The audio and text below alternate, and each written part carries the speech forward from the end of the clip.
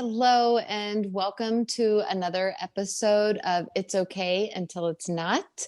I believe we are on episode 8, and today, with the suggestion of one of our listeners, we are going to be talking about self-doubt. Yeah, we like suggestions from people. It supports this entire community that we've been working with, and to know that your voices are heard. And it's obviously something that we all deal with, I'm guessing. We'll talk about it today, Yes, but it's a nice. I I think so. Last week, if you guys haven't listened, I would encourage you to listen. We had a huge response from last week, and we talked a lot about last week was anger, right? Nope, communication. Or communication, right? So last week was a communication, which Jamie and I have talked about how we're going to really dive a lot deeper into communication because there's so many different facets of it. But for right now, since we're just starting, we're on episode 8. This is our first series. We want to kind of give a nice overview of some different topics that we're all dealing with, that we all struggle with, and then dive deeper into those. So today we're going to do kind of the overview of self-doubt, which, as Jamie was saying, we all deal with on different levels. My experience has been, that's probably been the most debilitating for me. For me, self-doubt correlates with self-confidence. So the way I've dealt with it my whole life is I think I've driven everybody crazy that's around me because I constantly have looked outside of myself. I can remember even my siblings, when they would see me coming around the corner, they knew I was going to not just ask them questions. I almost feel like I badgered them. Like, I almost feel like I was like, all right, so here's what happened. But here's the way they looked at me. Well, here's the tone of voice. No, just listen again. I'm going to tell you exactly how they said it and tell me what you think. Because I was so personally reliant on everybody else's perception that I couldn't go within and listen to my perception, because for some reason, if it came from me, it had no value. But if it came from somebody else, I held it up on a pedestal. It had much higher value. And so for me, when you brought up the topic of what we were going to talk about today, that is the first thing that came to mind. I was like, oh my gosh, this has so been my struggle. Yeah, I honestly, I mean, not certainly not to diminish your struggle, but I think that even the most successful, quote unquote, whatever Mm-hmm. pedestal we put other people on, also struggle with self doubt as well. I have a question for you though, because I feel like this is something that I've asked myself over time with regards to your story just now. Was where do you think that comes from? Where does self doubt start? Like, how does like, when did be instilled in you that other people's perception Mm-hmm. of you is more important or valuable than your own? Or even perception of experiences for me. So I was actually going to ask you that same question. So for me, I feel like it really started in middle school. I feel like it really started in adolescence. I remember as a child, it never even crossed my mind. I was very playful. I was very outgoing. I never had any thoughts of, did that sound right? Or what did they think of me? Or could I have done it better? Nothing like that. But middle school, I feel like in adolescence, it really became prominent of how am I being viewed by others? Did somebody And take that from you, do you think? Did was and of course, when I ask these questions, I just want to say this because I'm sure it'll turn back on me. This isn't blame game of people's parents or right. specifically ours. It's not blaming your parents or my parents or our siblings. It's just a question. So, do you remember a time where Mhm. their perception of you? Because I mean, if I had to make a generalization, I think it's our guardians of sorts that we deem more knowledgeable or about our own lives and ourselves, especially in that adolescent time. Like, there's a part where we rebel our parents and say you don't know shit, and then one day you realize that they do know something, and then there's this middle ground of questioning what they really do know, or they must know more than me, or they're telling me that they, I mean, there's all these options obviously in this Mhm. recipe of our self growth. But know? Like, can any of your beliefs or doubts about yourself be directly tracked back to something somebody said in childhood? For sure. Not for me personally, it was not my parents. I think for so many, and after teaching, it does come from their Sure. parents. For me, it was a particular person that I hung out with from fourth grade to middle school that then turned and started bullying, basically, and started when we were in middle school to age myself 46, it was what was popular in my area of Indiana was like they called them hoods or preps. Don't know what it was for you, but that's what it was in Indiana. And apparently I was a prep, but apparently the girl that I was friends with was a hood. So I just wasn't really cool, you know? And my parents, so it was very cool for your parents to be divorced, for you not to have rules, for you to be able to do whatever you wanted, to wear ripped up clothes, whatever. And I just didn't have any of those things. And I can remember begging my parents that they had to get divorced or I just wasn't going to be in the right crowd anymore. And I mean, it was horrible, you know, and I had to sit by myself at lunch. I was made fun of for the house that I lived in. You know, I even tried to convince my parents that we needed to move to this other side of town and that was just my experience. And I know everybody listening has their own unique experience. But for me, it was some friends and being bullied and made fun of at school and feeling so terrified to go to school and so scared to sit by myself at lunch and so scared that people were talking about me, you know, as I walked by. I specifically remember this girl, Amanda was her name, wrote me even a letter. Because back in my day, we didn't text each other. We wrote letters and it was folded and I opened it in class and it said, you're going to be up a creek without a paddle, which I don't even want to tell you how long it took me to figure out even what that meant.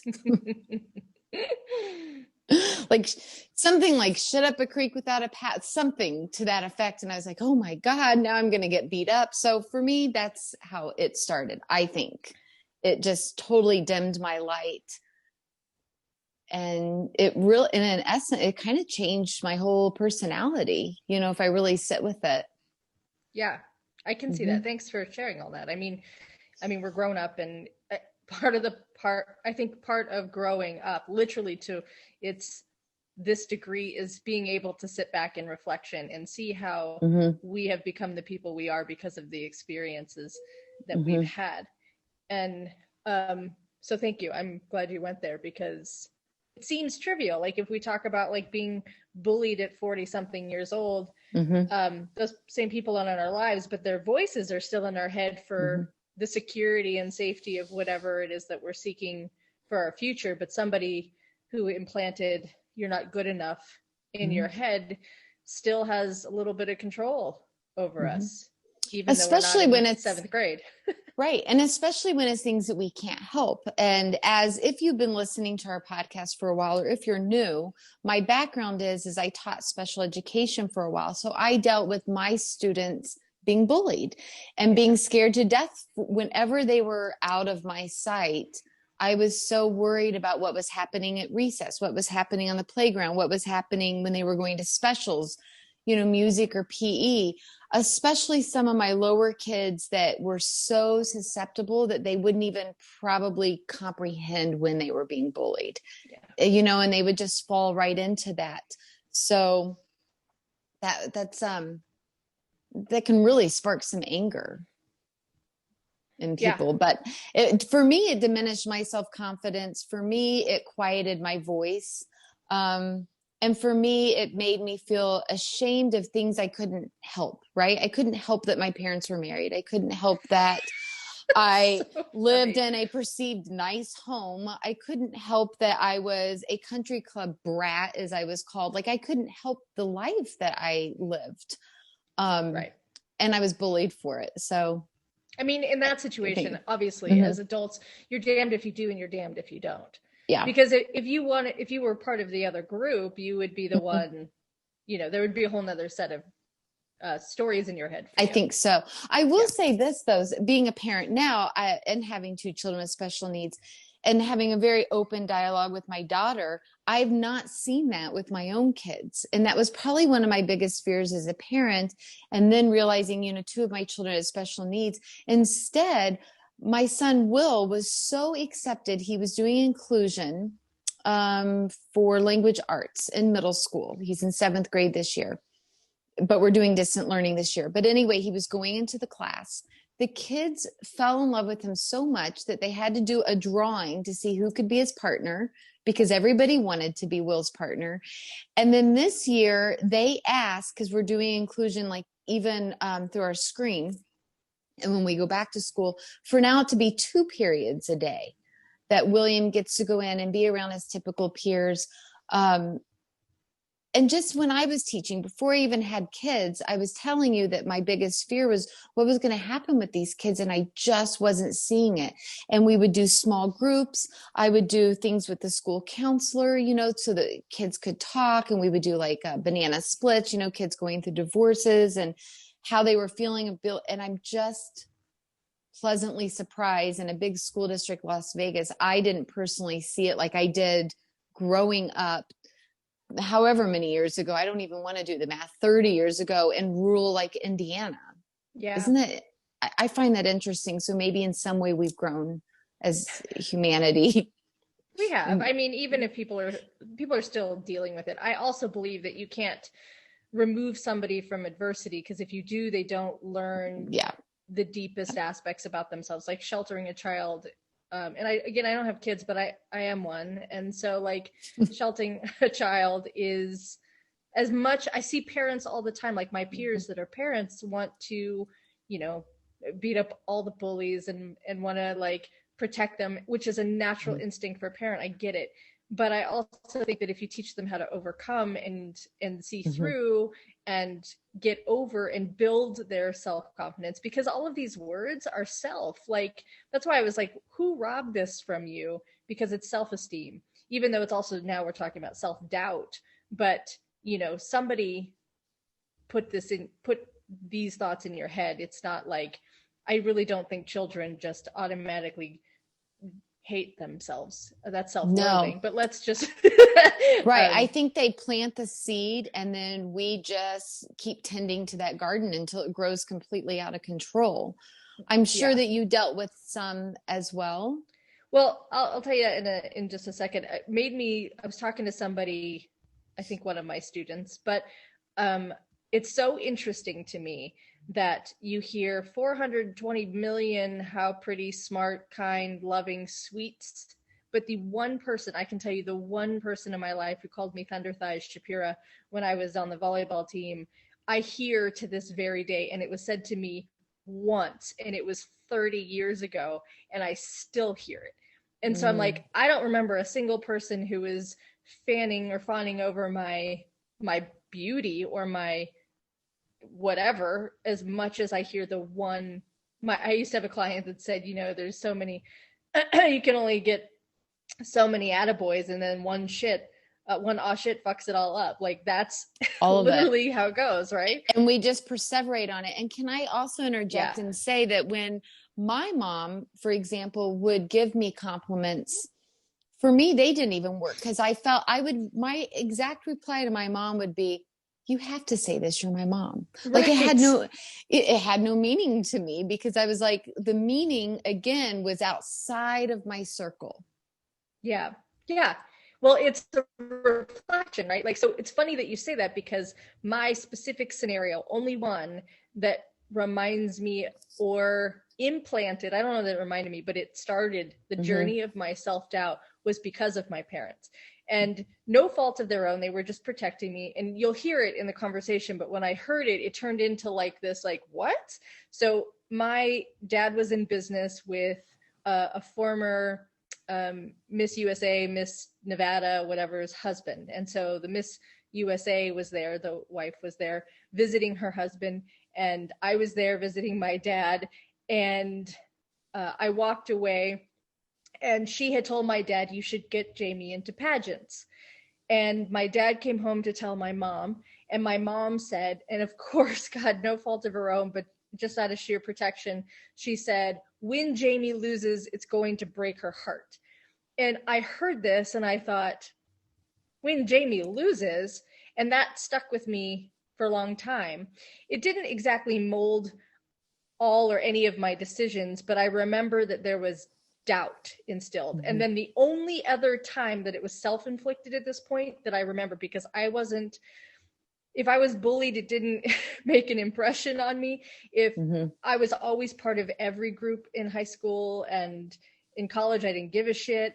And I went off to do my own thing. I was never stopped until somebody said to me, you get everything that you want, which in fact was the truth, good, bad, or indifferent. It was absolutely the truth. Everything that I wanted as far as business, nothing stopped me. And then once I was made clear of what my possible or potential or power was in that way, I started to mind my words, because I thought, what if I manifest things that I don't want? Like, what if and so it made me huddle inside to where I was very cautious. I played very safely. I started to doubt myself, because if I doubted myself, I wouldn't know what the hell was going to come from the trajectory I was making. Like, I was in thinking that this power was in fact so grand that I have to really be mindful of what it is that I want. And I'm recovering from that to this day. And I remember doing that probably,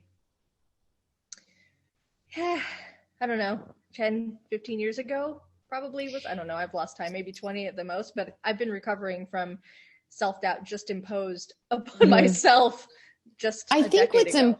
Important to talk about too is, how did we recover? What does that mean? What does the recovery look like? So that whoever's listening that is still in the midst of their self-doubt, which I'm imagining if you really sit with it in some level of your life, you're still in the middle of some serious self-doubt. What would be the first thing to do? I mean, I guess I kind of said, sit with it, realize it, my first thing would be slow down. Yeah, see it. Is chill. And sometimes it's just the acknowledgement. Like, I think we talked about this way back in our first or second podcast, is this ideas of acceptance. Like, accept the fact that you have self-doubt. Okay, I see it. I'm doubting myself. And then that's just an understanding. It's not saying I love it. Although it's funny, as I started coaching somebody last week with anxiety, and my suggestion to her is, now that you've taken in anxiety and accepted it as a friend at the table, you can welcome the thoughts that come along with it and follow them up with, and I love that. It's a really powerful tool, because it's not so much faking it till you make it. It's just really kind of owning and putting the fire out, or the heat out of what you think is so bad, because you're like, I accept it, and it's still a negative thought. But if you accept it being self-doubt, and then you say, and I love that, like, it starts to dissipate the amount of turmoil it causes, because you want to be on the other side so bad. I want to be positive, and I want to love my whatever it is. And so, like, it seems so despair from where I am to where I want to go, that starts acceptance, as we're talking, just accept it, and then finish the sentences with, and I love that. Like, start turning it around in a way.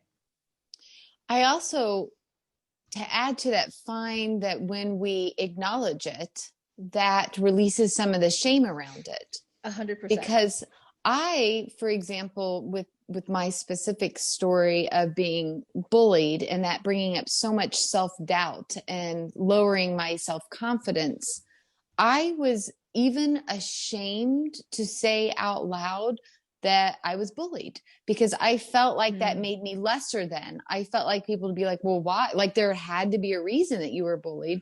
So now I'm going to critique you even more to figure out why you were bullied. Right. So I didn't even want to say that out loud.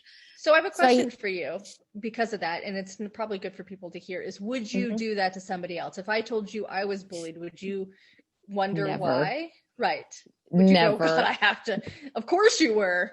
No, no. And that's how ridiculous it is, right? But that's what we do to ourselves. And that's how we nurture that seed. So the seed gets planted, and that's how we tend to it. And those are the mind games that we play with ourselves until we have a freaking thorny rose bush coming out of our head that says, I have so much self-doubt. Look at this and don't look at me.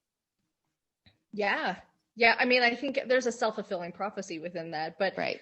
I very much agree with the uh, first acceptance and then being able to speak about it. But I think that like if somebody comes along in their head and says, I'm experiencing self-doubt, and then they pause and they accept that.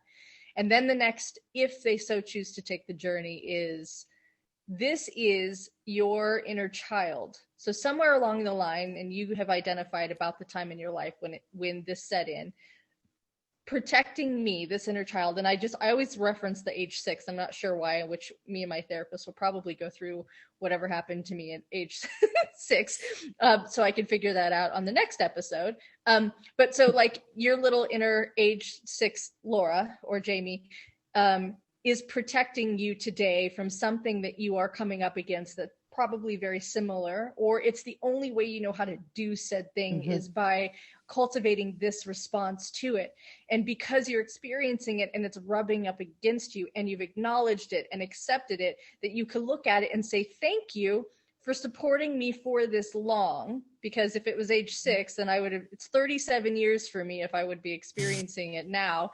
And it's just not working for anymore. You can still love the little girl that's inside of you, or boy, if you're listening, or anyway, you could still love the child inside of you and at the same time release the belief that was holding on to you so dearly and move forward past if this makes sense. So it's like, okay, great. Self-doubt says this has worked for me up to this point, and now it's just not. So it's okay until it's not, right? Like, right. And okay. I think that's why I asked so many questions from other people. And I think that's why I badgered so many other people, because I was looking outside of myself to make me feel better.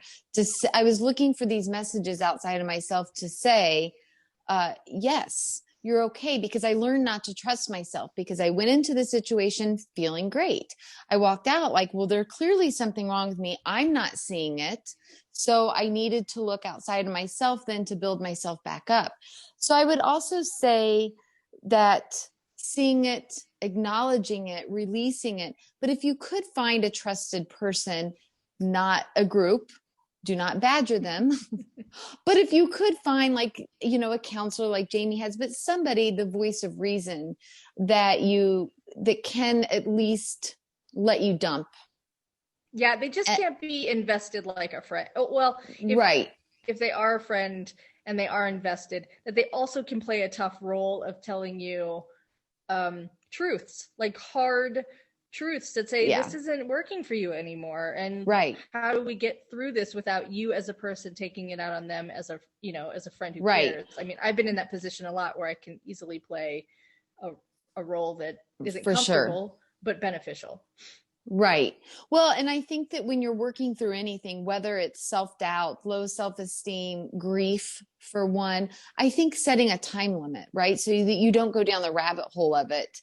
And, okay, here's 10 minutes that I'm going to set some time a day to breathe or to feel whatever's coming up for me, to journal it. And then I'm going to release it. And then that stays over here. So that you don't keep perseverating throughout your day, but you do tend to it. Yeah, tending to, I think, is key. I feel like I have an internal clock then, because I've never really just said 10 minutes. Sometimes it takes me, truth be told, like in and out of days sometimes. But, as long as I provide myself the space to be in it, I know I'm not going to be in it forever, and sometimes longer for me is better, because it's just I just know that there's a light, as I always say, there's a light, but I don't know if it's a train or right. Right. Yeah. So such an interesting, self-doubt is so interesting to me, because it's sneaky. Right? It's just it's sneaky. And sometimes I think self-doubt will also lead us to its potential opposition, is how can you praise yourself? How can you find a moment? If you can spend a minute in self-doubt, then how can you cultivate the the things that you're good at, or the things that you can reward yourself with, or by, not with, but by, like, what am I good at? Like, what is it? Why do we do that? Like, what are we holding ourselves back from? Like, my rule for a woman who has chosen not to have many rules in her life has a lot of rules that tell me that this is exponentially bountiful for us to live this life in the most unashamed, like, boundless, not giving a fuck kind of way, so that way we can get the most out of it. And these little bites of self-doubt are, you know, hiccups, if you will. I'd like to hope that they're just hiccups, that they don't hold us in the space that we don't experience this life fully. And that's just my I'll just call it a plan. I don't want rules. I don't feel that we even feel the little bites of it unless we practice some sort of awareness. Or if they're just little bites, then we may be feeling tense or anxious, or we may, for me as a kid, my reaction to it was anger. I had a lot of anger. And we talked about that, and not the past one of our past episodes is that you had not really dove into your anger, and I had experienced a lot of anger, and it was all so intertwined. Yeah. But at the time I couldn't really put it all together until I actually learned to breathe and to sit with things, because beforehand I just reacted and couldn't really understand where my anger was coming from. We chalked it up as hormones. Yeah. Which even as a kid probably didn't help. Right. Yeah, mine too. Mine are hormones too. Just the later hormones in the early. But ones. I think giving people some tools to deal with the self-doubt as it creeps up. And the first thing is, again, I'm always going to go to checking in with yourself, taking some time every day to just check in with yourself. What thoughts are looping? Because a lot of times you will not even know until you sit down and take the time to just breathe and to close your eyes. I find it very important to close your eyes because you're blocking out the outside world and you're just going within. Mm-hmm. And within is, to be very clear, is very scary. Mm-hmm. Yeah, it sounds super easy. Just close your eyes, breathe, go within. No, there's a lot going on there within. That's your whole world. And normally it's going like this, buzzing. And yeah. And the interesting part is that the world that's within us that we're fearing to touch base with is the one that's also controlling our external lives. Yeah. So if you're having results in your external life that are less than desirable or quite challenging, and there might be some familiarity or some comfort, for lack of a better word, in the challenging life, and then this is a victim mentality. So because it's predictable. That's why. Yeah. And so when you go inward, it's just revealing those things that expose themselves in your external life because you're creating them. You're creating the picture of what's ever around you. I've been saying this a lot to people. I just wrote a post about it, a blog about it, that said that the end of it said that for all these people in this entire world who want a peaceful existence, the only thing you can do is choose peace in every single opportunity. So if there's something in front of you that you wish were unicorns and glitter, then you must step into it with the unicorns and glitter of peace. Even if you get the candidate that you want in office right now, that doesn't mean your direct world in front of you is going to change. That means, or alternatively, if the one you don't want gets into office, you don't have to incite war. That for all these people who say they want peace, I had this conversation because somebody opposed me. I know it seems a little off to a different direction, what this is, but and we, at the end of our conversation, I said, thank you for having a conversation with me, even though our opinions opposed each other. And their response was, I don't think we oppose each other. And I thought, how is that even possible? We clearly, we're voting for two different people. We are saying two different things, but at the same time, you don't think we oppose each other. And what I realized is that I want peace and they want peace in this world. I'm ready to do the work as it seems. And the person who I was speaking to wants peace just to exist or be.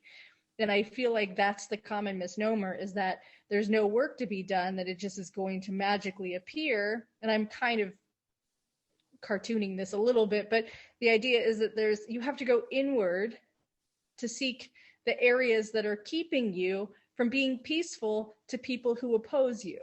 That's it. And so the oppose,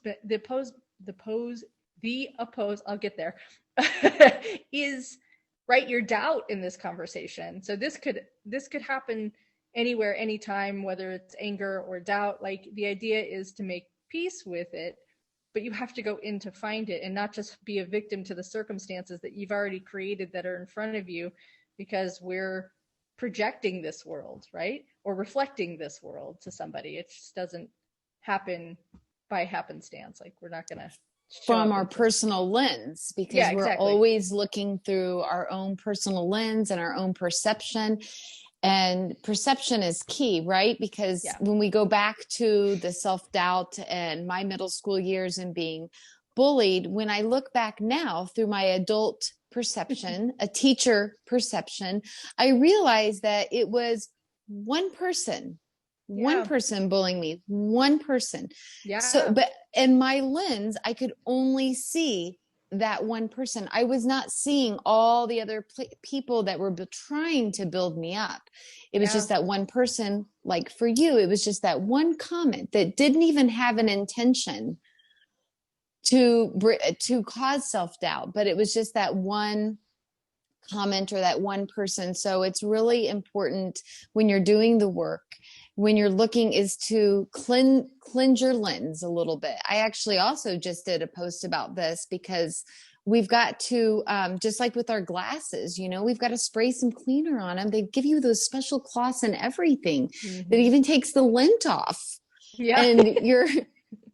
And then your perception is just beautiful afterwards. Every time you put it on, you're like, wow, the colors are so vibrant and things look so beautiful now. And so I really would encourage you to cleanse your lens, and your perception might totally change about the whole situation as well. Yeah. So when someone goes inward and they find something or many things, like it's busy, right? Like, but there's something on probably loop. I don't tend to have a monkey mind for me. So I had to ask people, like, how does this, like, I felt invasive. Like, tell me how this works, this monkey mind thing. Like, I'm not saying I don't have thoughts. I have a very much a monkey mind. Right. So I'm like, so tell me, like, when you go inward and it's busy, it's like standing in the middle of a 5-lane highway, from what I understand, and cars are just rolling by. It's about observation as opposed to like trying to jump in one, or about, right? I think it's really good to get clear that when you go inward, one of the first steps I like to tell my clients to remember, and that I use for myself and it's worked, is to remember that don't attach to the thoughts. They don't necessarily even need to be your thoughts. So my technique is to picture each thought like a little thought bubble, like in a cartoon or a cloud in the sky, and I just let it roll by. And if it's a really looping thought or a pervasive thought that is not useful at all, then I picture a little thunderstorm that like really pushes it by, like, get the fuck out of here. Right? Like, I'm going to have to bring out the tornado, like I've told you twice, I'm done with you. If I have to bring out a storm, I will. So, and then that kind of helps me to not attach to the thoughts. It helps them to move by, and it's a little fun as well. That is fun. So I'll tell you this. I remember being deep in study for yogic philosophy. And in yoga philosophy, there's 5 yamas and 5 niyamas. And this is the way that it's the first 2 limbs of an 8-limb path for yogic practitioners. It's also, there's 10 of them, so you could look at it as the commandments if you're faith-based, or however but they're very similar, right? They teach you how to be in this world. And the first 5, the yamas, are, Yama is the god of death, if you will. And so it's the things about us that we'd like to kill, we'll say, like non-stealing, non-harming, non-truthfulness, or lying, we'll just say it that way. Anyway, so these are the things that have been written in text for some thousand years now. There's lots of texts that say 5,000 or 10,000, but the idea is that the people who wrote them or who were observing them in the origination were not part of this industrial technological world where they were pushed by, you know, all the vices like gambling or social media, like all the things that are like interfering in our lives these days, even since I've been born. Like, it was obviously pre the 70s. Yeah. This was written down. So what is common with all of us, even monks meditating in caves, removed from society and all the wealth that we know, or the things to vice around, are our minds. It is a collective problem with all people. Any human existence is that the mind has ways of creating suffering in our worlds, individual and collective. So they have been, since the dawn of time, creating this routine or ritual or existence of calming the mind that's been so pervasive in our suffering since God knows when, right? Right. And they didn't have, so one of them is brahmacharya, which is urge-driven behavior, which is also known for them as celibacy. But the reason why is the most primal urge is sex. They didn't have all the other urges. And if we're not utilizing that one, they don't have all the other urges. I don't think the monks are sitting around gambling or overeating because they were fed by the people of the land, etc., etc. But they rooted it down to these very primal things that are going to overtake. If you've ever stopped yourself from diving into an urge and paused and said, sometimes an urge, I'll say, is self-defeat, right? Like that's a thing. People like to do that because it gets them a scenario, a world of what they are used to. But if you stop and you ask yourself in the very moment, I always use cake as the example because it's easy, right? Like, I want that piece of cake. It's very tangible. It's sitting on the counter. My mom made it for me. Like, now it's a loving thing. So I give it all of this information that's obviously, but at the same time, it's urge driven. I want this cake. If I stop and I say to myself, why? Then all of a sudden it goes from being an urge driven, a very routine, conversation in the head, that I give it a pause. There's the speed bump. Why? And then I can say a couple things. I don't know. I just want it.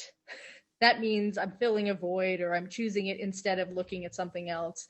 It means, or because I'm hungry and I want to eat the cake and my mom made it for me and I love it. Tastes good.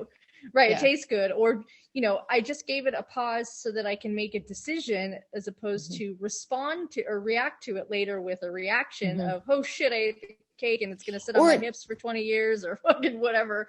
But you're also doing it with some intention. Correct. The idea is the moment of pause turns it from routine, which the yogic philosophy is trying to rid ourselves of completely, is the idea of rote, that you want to be conscious in every choice. So even if I choose the cake, I do it from a place of conscious choice instead of like looking back and reacting, going, oh shit, I actually ate it, or I ate all of it instead of a piece of it.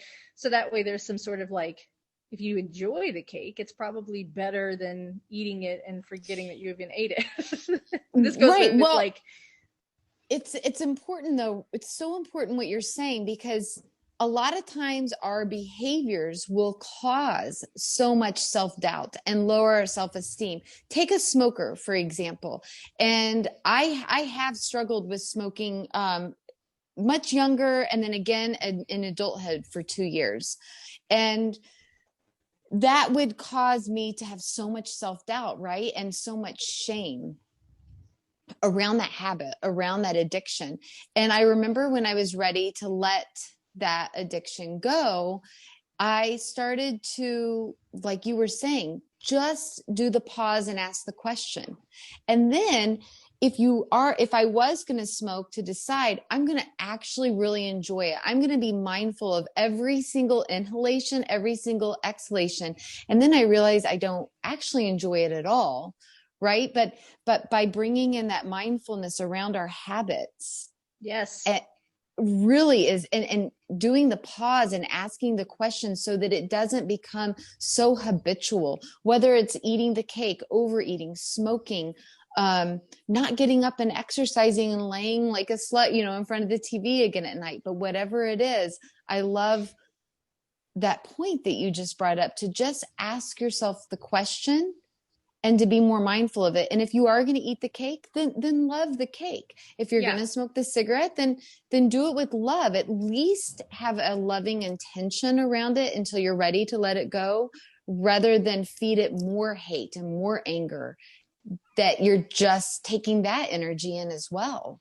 It will change the trajectory of it. It changed mine. So I do not smoke. Which speaks to, if you're not excited to go inward, if you're not excited to create a meditation around seeking these things, it's pre-behavior. It's not even meditative. This just becomes mindfulness. Like we can take away from like closing your eyes and sitting in the dark and trying to still thoughts, which I feel like is funny.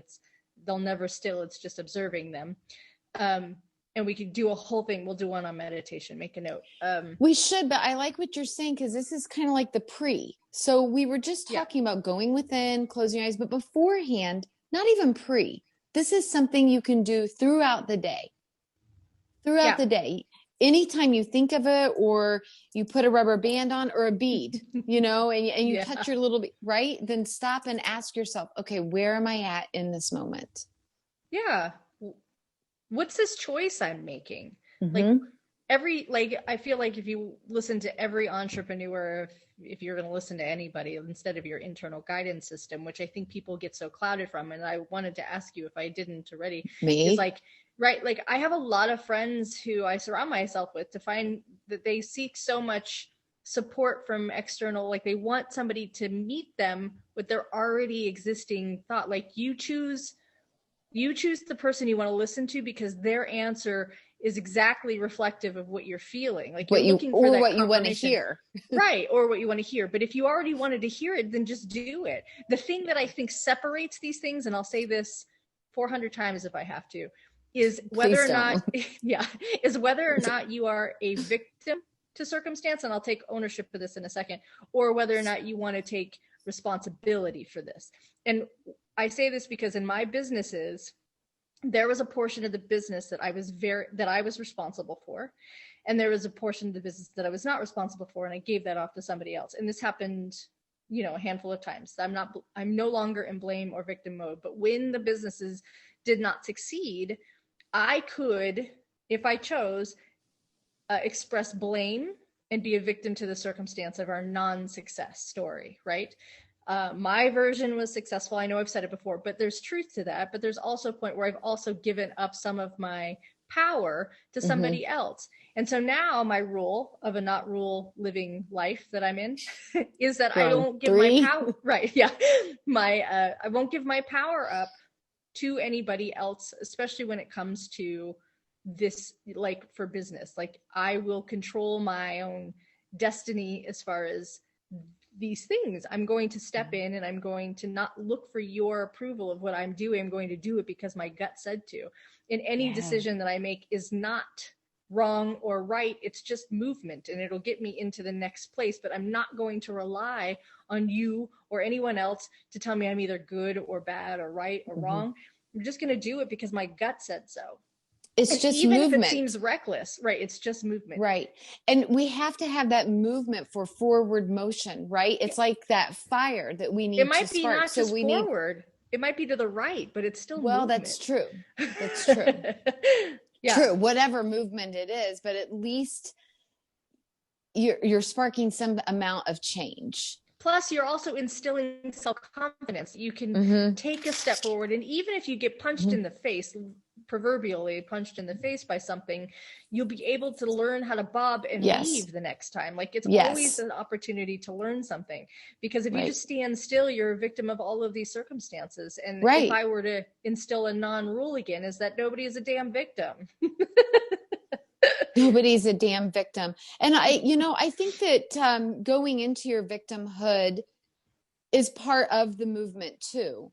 Moving forward, as long as you just don't get stuck there, because I think we all initially will just as we're trying to figure something out, it's kind of like, okay, well, here's what I did wrong. Here's what you did wrong. Here was my part in it.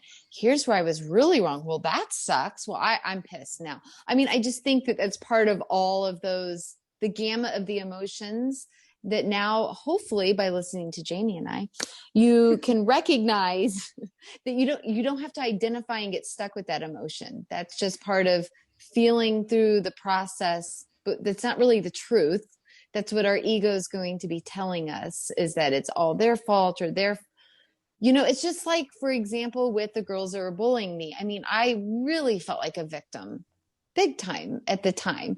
It wasn't until I got older that I realized, looking at their childhood, their parents, things they went through, how it was not that at all. It probably, looking back, was jealousy. Yeah. So, of course. But being a victim was part of my movement, maybe even movement backwards, but it was part of my movement that brought on different realizations, because I had to go through that process. It was necessary movement. I took, even from a relationship standpoint, I took on the same relationship with the same person more times than I even want to admit, because it would be, I don't have enough fingers. I was just going to say, do I have enough fingers? No. Between the two you of and us? I together might, yeah. Okay. But the point is if I would have stopped the process earlier, I wouldn't have learned what I needed to know about myself. Like, I needed all of the information, because if I would have quit just once before, there was so much value in the last round of the relationship, or lack thereof, that I got and gathered about myself. And it was so important. And each time I went back, I got new information. I built up more self-confidence. So I don't regret any of it. It took up a decade of my life. Nonetheless, you don't regret it. I will never. Yep. And I know I should never say never, but I will never. And I also have built up amazing relationships with people like my own father, even. Like, we have a better relationship now, and I have tolerance. But I went back to the source, because I understand the reason why I picked the first relationship was to fill the shoes of something that I didn't have before. And that's another topic as well. But the point is, this movement, the victimhood that I was in, was 100% necessary for me to become liberated. Now it was necessary. And because I didn't die, nothing that volatile happened. I didn't jump off the next cliff, the 5th round with said person, but because I made it through, it looks like those steps were backwards, but truly it was like a springboard. Or a slingshot. I might've been feeling like I was pulling backwards, or bow and arrow. And I got sprung forward to understand that I did all of this work. I packed all this evidence, and I've set myself free from that particular situation, probably forever. Like I forever. Yeah, forever. So that kind of brings me, if I can, to a few crystals that I would recommend. Yeah, of course. If you're dealing with a lot of self-doubt. And I promise that I did not just pick this crystal because it's beautiful. It really, really is one I would suggest. But look at that. It's so gorgeous. And I feel like if you guys are just listening to this, you have to just see it. Yeah, you have to see it. Go on to Laura's YouTube channel and watch this podcast. Yes. Again. And maybe I'll put this in my stories on my Instagram too. Will to wow _jewelry. Yeah. Anywho, smoky quartz. So smoky quartz helps you to ground.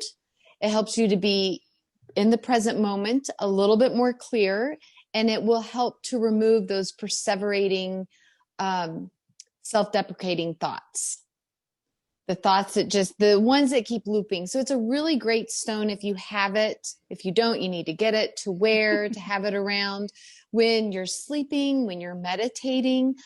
I like to wear it a lot. I don't have it on today, to help me feel a little bit more grounded and protected. I like to use that hashtag wrist armor, because I want, when you put your bracelet on, to feel like, Wonder Woman. Yes. Yeah. Boom. There's your wrist armor. So if you're not watching this as well, both my wrists went up with armor on. Yeah. The other one is the selenite. This is a beautiful selenite heart, because I feel like this helps to cleanse you. So when you're in a lot of self-doubt, you're feeding it, you've planted the seed, or you've allowed somebody else to plant the seed, but you're tending to it and you're nurturing it. And there's a lot of looping thoughts again as well. So this just cleanses it, but it also connects you more to the source energy, which is the truth. Okay. Because those thoughts are not the truth. And this will bring you a lot closer to your truth and what is the truth, and to hear and to listen to the truth. Because the truth is that it's love. It's love. None of that's the truth. Okay. And then I have a third one for you. Citrine. This is a beautiful citrine point. This is a genuine citrine, off subject, but if it wasn't, they're a little bit more orangey. This activates your solar plexus chakra. This activates your powerhouse. This activates your self-confidence. This helps you to believe in yourself and to put one foot in front of the other, to kick ass, to get it done, and to put the self-doubts to the side and to keep moving forward anyway. Yeah, that's beautiful. Citrine. And then lastly, I also have some carnelian, because carnelian is the sacral chakra, but that is the joy, the playfulness, the creativity. The reason I picked carnelian is because when we're in a lot of self-doubt, we become paralyzed. It's like we're standing in quicksand, and it's hard to believe that you can do anything, create anything, put one foot in front of the other for that motion, whether it's backward motion or forward motion, but at least to have some type of motion. Yeah. So carnelian is a very joy-filled stone. It's a stone of creation, and it helps also to boost your self-confidence. That's great. I want to say something while do you have another one before you, or is that? Well, I did. I mean, I pulled out a few. I just didn't want to overwhelm us with too many. Okay. I want to just talk about the two that you just said were very representative. Oh my goodness. English is not working. Representative. Thank you. What she said, about, of our solar plexus, right? Which is our power center we've talked about before, but we've used the word movement enough times that I feel like, if we can choose movement, not necessarily, if the doubt is, I can't get that job, let's just say that, like, I don't feel qualified for that job. If you can move your body, seek movement from yoga online or Google poses to spark solar plexus, which you're going to get a lot of planks. I'm going to say that people are going to tell you to do a lot of planks and a lot of boat poses. But otherwise, like, find a practice that activates your solar plexus and sacral chakra, so you can get creative and then get powerful. And then, because you're actually doing movement in the body, it's a symbol that teaches your mind that you can move past it, feel safe, feel strong, and then it'll turn into, I'm going to try for the job anyway, right? Like, I'm going to do it anyway. I'm going to build up this. Right. It's symbolic. I love that. That is my motto. Just do it anyway. Sweat, wear a lot of deodorant if you need to, and whatever, and just do it anyway, because you're not going to die. Right. I love that, because, and that's why I posted the video the other day of the yoga, the one I feel dead inside, because I just, when I heard that title, it instantly sparked something in me for after Will's accident, or if you have a lot of self-doubt and you just feel dead inside. The reason it sparked something in me was because after Will's accident, my son, his brain injury, I felt dead inside. I felt so lack of emotions. Yeah. And I feel like these tools that we're talking to you guys about, the meditation, the breathing, the yoga, the crystals, the being mindful, the journaling, all of that helped, all that movement helped to spark my insides again. It helped to wake me up again. I didn't feel so dead anymore. I could feel things again. I could cry at a movie again. I could have empathy again, you know, and it just, and so the movement of that particular yoga thing was a lot of warriors which you might also find, which of course you use your, but being really strong and sturdy and your feet really grounded and planted down and lifting you up and supporting you really sparked my insides, to feel and to get more in touch with myself. So I love that you brought that up. When you said that, I do want to say one more thing about is that it's okay to be stuck. That's the part that we were talking about, like just don't hang out there forever. But when you're still, things flood to the surface that have been so often pushed aside. Like I feel like COVID did that for a lot of us. It put us at a big standstill. And so there was a lot of people who were feeling judged for not being on the next baking show or not doing all the exercises that everybody was putting out, and because they were at home. But those are also ways to avoid, right? Like to jump into something really quickly is to avoid what's actually percolating at our root or our core. So if you're stuck or you're having doubt, sit there. Be there. Be there. Be there. Yeah. And you're then right, because you could just use things to also avoid. So yeah, it's a fine line, I think. Or fine line. Well, we'll say it's intention based.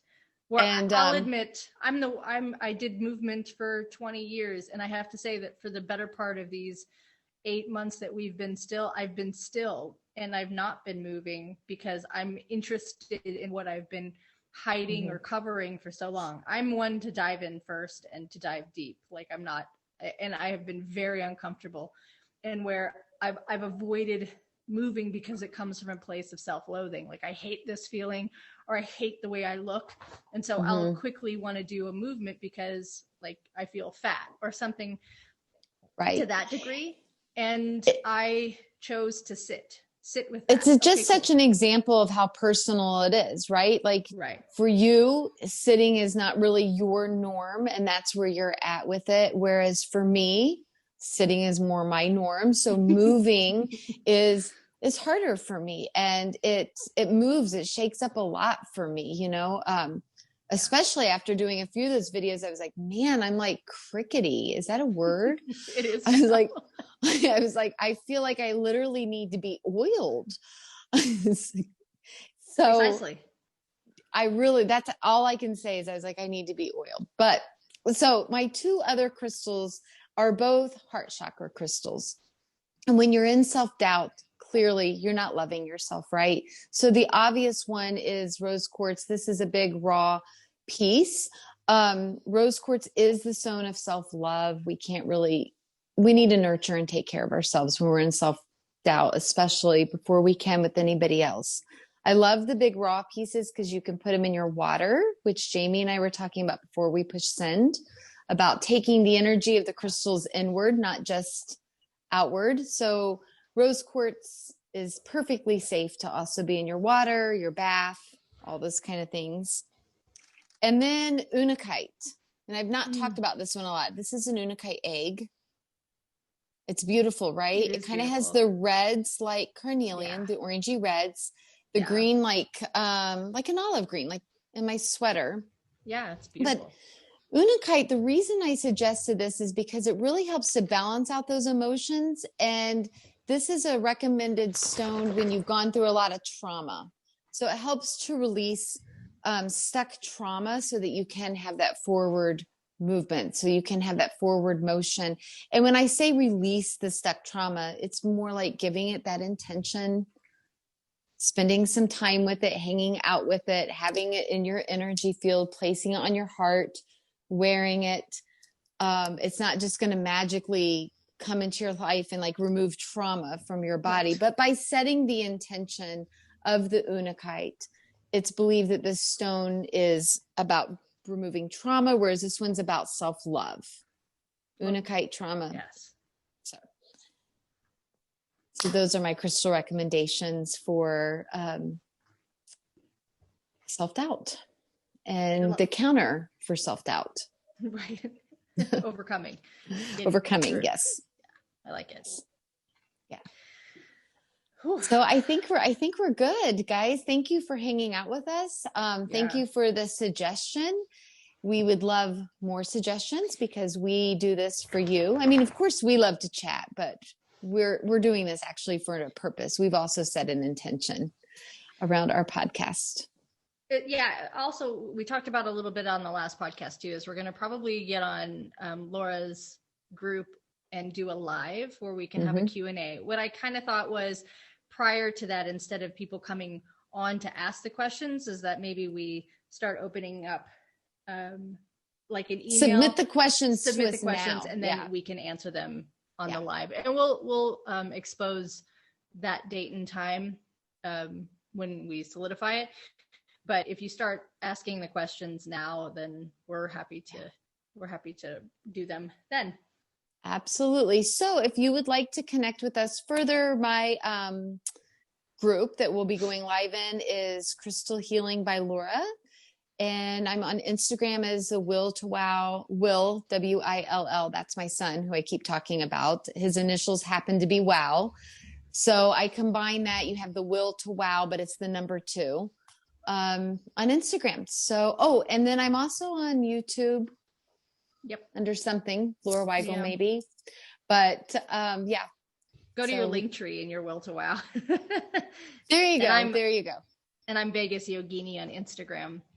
I'm not so active on Facebook anymore, although I do love, I do have a page. It's Peace, Love, and Shattering the Barriers, I think. Yes, and she will be when we do my group. Yes, of course. Jamie will be in there. So it sounds like Jupe's shaking things off. He's like, I'm going to do some movement. Yeah, I love this. I'm going to take your advice right now. Forward movement, hopefully not to the bathroom.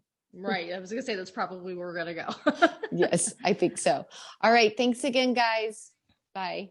Bye.